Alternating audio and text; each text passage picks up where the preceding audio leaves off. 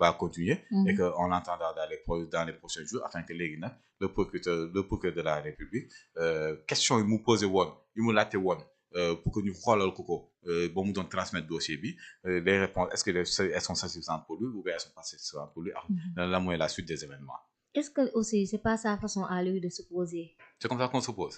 sosal nit. loolu mooy opposition. kon ne opposition dem tu mu rànk na ci biir dëkk bi.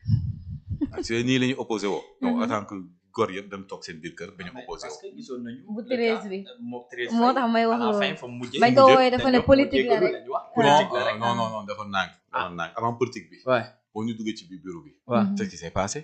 lan moo fi n'a pas présenté ses excuses. daa jéego waaw moom laa n'a pas présenté ses excuses. après mu ne politique la rek damay opposé ku jégalu mooy lan. dafa baalu. maa tooñ. non ku jégalu ça veut dire que yaa tooñ. waaw tooñ ça veut dire que tooñkat la. waaw donc li nag kuy tooñ noonu la ñuy politique quoi kon ça veut dire que yéen la vision yow Cheikh Omar yow léegi nag la vision de la politique mooy kuy tooñ quoi il faut ngay tooñ. ah loolu moo wax de Cheikh Omar. ah c'est dans yaa ngi changé de. peut-être c'est de la non bonne yaa ngi changé Cheikh Omar yaa ngi changé. non changé wu ma c'est Non, yaa ngi peut-être c'est de la bonne guerre mais non c'est pas de la bonne guerre parce que fii un acteur politique Ouais. il s'oppose à travers des idées. Ouais. On peut pas être dans la bassesse. Et dans le purin.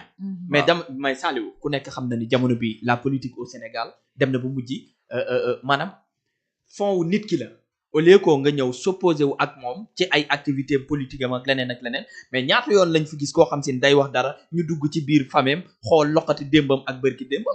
mais Sénégal Cheikh Omar xam nga Sénégal fan la amee problème. oui mooy boo leen nangoo ay defarkatu ndomb pour mën a dugg kaso.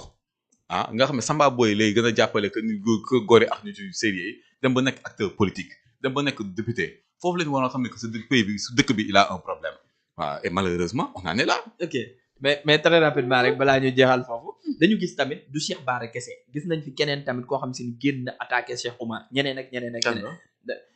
genre imam nu mu tudd Oustaz nan Mbacké si déedéet pas Mbacké si la Assane Seck. voilà ak keneen ak keneen.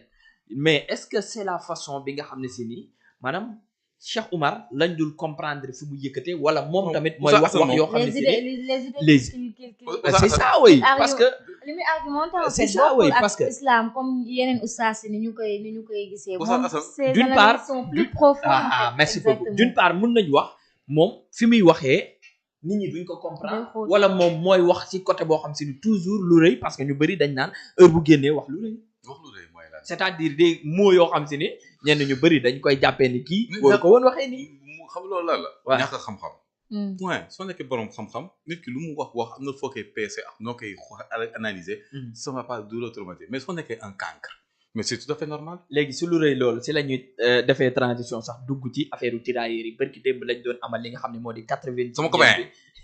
81e bi n'est-ce pas gis nañu 80e bi yéen a yéen woon coow li est-ce que du si loolu sax lañ ko limogé loolu lañ wax ñu bari après ça lañ ko limogé non bon période boobu il a donné un point de vue bi nga xam ne ni Sénégal qu'est-ce la gis des gens qui pensent que les tirailleurs sont des héros mais les tirailleurs sont des traîtres il n'y a pas pire qu'un tirailleur et da nga koy répéter comment ça soo amee lu raw traite man dama naan ni qu'il y a pire que traite les tirailleurs sont plus que des traîtres il faut que vous nous expliquiez les tirailleurs sénégalais Mame Diarra ont été créés c'est un corps qui a été créé en 1857 par Napoléon III. La Révolution française 1789 la. loolu posé woon naa ko fi question daaw. Révolution française 1789 la. on a tué le roi. on a amené la République. Comment Napoléon III a pu signer un décret pour permettre la création des tirailleurs sénégalais en 1857.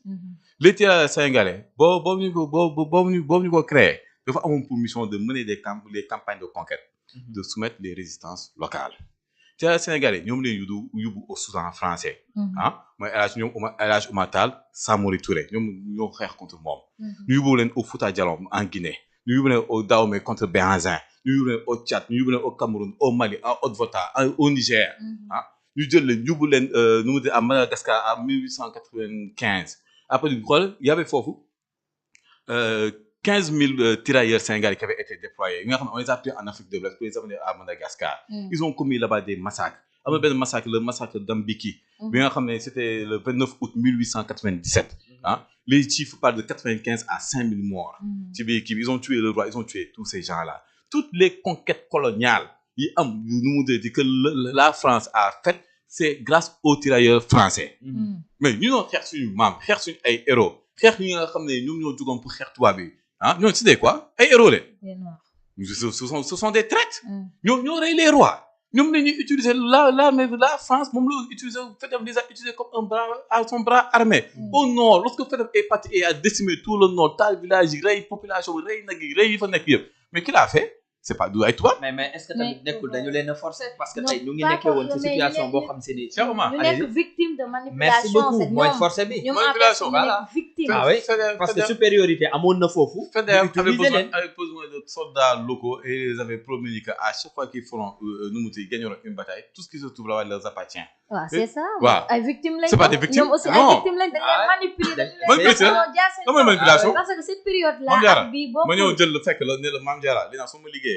lépp loo fa fekk yaa ko moom loolu manipulation la cet éveil que nous avons aujourd'hui Bon éveil. avant amuñu ko woon gars yi ils ont choisi d'être des traîtres voilà c'est ça le problème les tirailleurs sénégalais une fois que la colonisation a pris fin la conquête coloniale a pris fin on les a affectés de nouveaux postes on les a demandé de garder les postes on les a demandé de réprimer les révoltes fu mu am ñoo ko dem réprimer ji on les a demandé d'assurer l'ordre colonial bon c'était un outil de propagande pour l'administration coloniale ces gens-là lañ bëgg a jël li nag ñu ne ce sont des héros ñu nga xam ne colon bi sax tubaab bi sax présence am sur le sol ñoom ñoo gën a permettre tubaab bi présence am sur le sol de 1857 jusqu'à 1900 et quelques ñu bëgg a jàpp que ce sont des héros léegi nag mooy fu ma leen di rejoindre mooy sur 2 points 14 18 39 45 il y a eu ce qu'on appelle l'enrôlement forcé dañoo jël ay nit jàppal leen ne leen par force ne di dem guerre pour la France waaw ñooñu ce sont des victimes mais le corps des tirailleurs c'est pas des ce sont des traîtres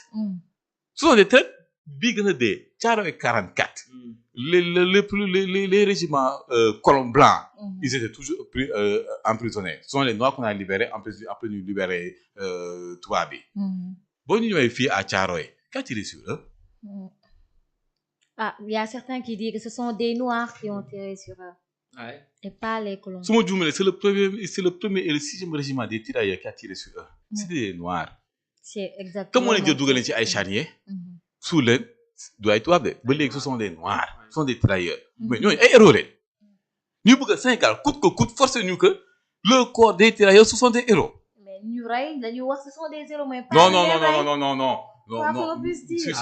ils se sont battus aussi qui s'est battu ils se sont battus 14 18 45 wala le corps ils se sont battus ces tirailleurs là non defal naa gis nga par exemple nu mu di en Indochine on a amené là-bas les tirailleurs tirailleurs ñoo fa nekkoon di xeex la preuve les Vietnamiens qui sont au Sénégal lan moo leen fi indi ñu si bëri pour lan moo leen fi indi yaa nga xam ne c'était des épouses des tirailleurs boo ñu ñibbi si lañ indaale seen ñu soxna donc tu vois il y a beaucoup de métiers chez les Vietnamiens même si c'est une très petite communauté donc le corps des tirailleurs mënul nekk ay héros sauf si toi là ça sera un problème parce que tey jii ay militaires ñoom suñu xasee engagé wu rek ne par exemple dañ leen jox ordre la ñuy demee donc ñooñu on peut les considérer comme des héros parce que trahiruñ la confiance de leur contrat li ñu signé moom la ñu les nazis considèrent des héros les nazis c'est des héros non pas les nazis non c'est la logique ce sont des militaires non dama naan ce sont des militaires qui ont non ce sont des militaires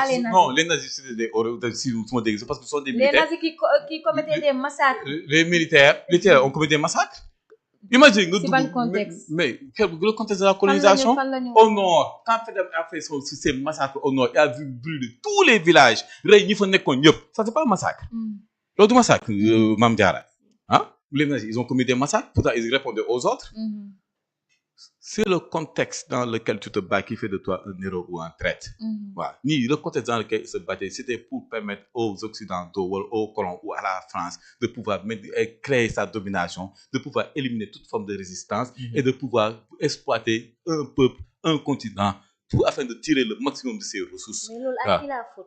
À qui la faute? Est-ce que dinañ ko jox tirailleurs? Est-ce que c'est pas nazi à qui la faute? Les nazis à qui la faute? Hitler. Voilà. Nazi c'est Hitler. Donc ici les tirailleurs les tirailleurs c'est Faidherbe et ceux qui se sont engagés.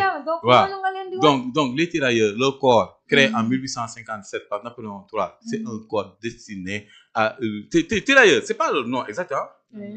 C'est quoi le nom exact? C'est l'armée coloniale. L'armée coloniale française. c'est l'armée que les colons ont utilisée pour pouvoir dominer, brimer, massacrer et terroriser les populations. Puis il y a eu combien de massacres qui ont été faits? Madagascar, parce que génocide moo fa am. te Madagascar en plus des armées qui avaient été mobilisées mais il y a des corps de terrain qui avaient été envoyés. mais wax dëgg waaw au Cameroun au truc chez Béhanzin kii mais il y a eu des massacres gars yi dañoo dugg ci biir ci rey ñëpp jël jigéen ñi yóbbu jël alal bi yóbbu. mais de là moo jël tax non dafa naan victime de manipulation man j'aime pas ku ñuy wax traite parce que dañu leen manipuler aujourd'hui nous sommes tous réveillés xam nañ histoire mais à cette époque ñoom xamuñu sax ce qui se passe réellement dañu leen nax. non c'est naxuñu leen. ñoo topp seen bëgg-bëgg. mais ñenn ñi dañ leen a forcer ak seen division on a forcé personne. on a forcé personne non tu sais. si non mais am na ñoom dañ leen a forcer. 14-18 ah ouais. wala Congo suñu la waxee dara defal nga bañ ñu dagg sa loxo. voilà torturer sa jabar si sa kanam. rey sa kanam yëpp ku bañ loolu tu vas t'engager. Ça ce sont pas je suis désolé ça c'est pas les tirailleurs. non dama la jox exemple ñoom ñii sax suñu bañoon ils vont subir la même chose. parce que ça c'est la rébellion. Quand Faidherbe crée les tirailleurs sénégalais il n'a forcé personne. Il n'y a pas eu de réquisition. Encore une fois. Réquisition 14-18 la ak 39-45. Réquisition mooy dañuy ñëw xool Cheikh Omar il a ses 10 doigts. amul problème amul dara il est vigoureux instant bi ñu ko da ngay dem front. waaw mais loolu force la. loolu mooy réquisition. c'est ça la réquisition. 14-18 39-45.